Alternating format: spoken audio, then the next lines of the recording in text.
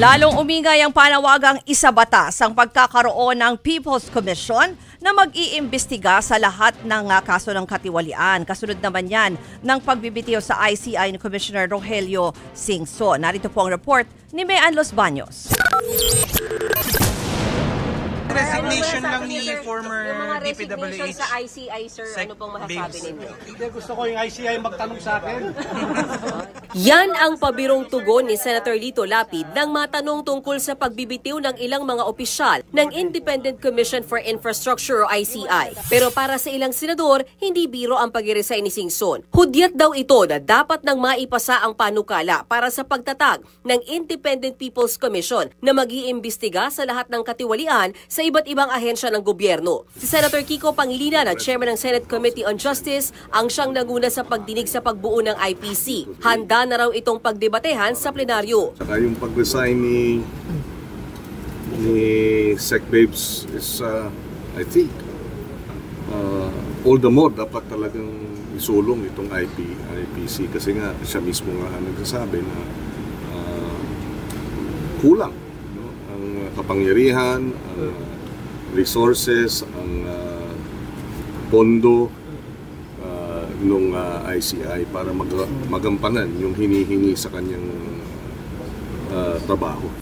Si Senate President Tito Soto na principal author ng panukala, iginiit na dapat nang mabuo ang komisyon sa lalong madaling panahon. Hindi na rin daw siya nabigla sa pagbibitiw ni Singson. Hindi ako nagtataka sa stress noon.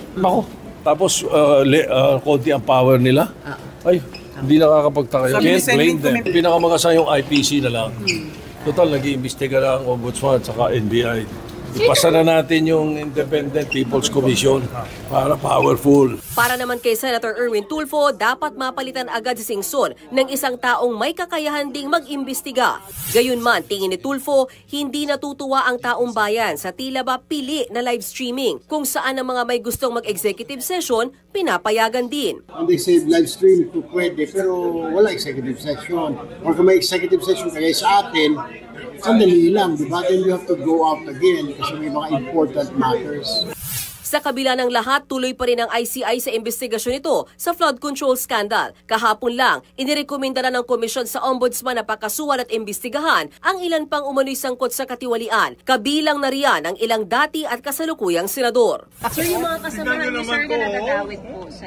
nalulungkot naman ako, siyempre. Kasamahan natin yan. Lodi. Diba? Lodi. Love natin yan. Yung mga nadadawit po ngayon sa flood control. Sana hindi totoo. Nagbabalita mula sa Frontline, Mean Los Baños, News 5. Mga kapatid, ako po si Ruth Cabal. Dito tayo sa totoo, dito tayo sa True FM. Mag-follow at mag-subscribe din po kayo sa aming social media accounts at True Network PH. Diyan po yan sa aming X na dating Twitter, sa FB, sa Instagram, sa YouTube, sa TikTok at sa mga podcasts. At syempre, tutok din po kayo sa Signal True TV Channel 19.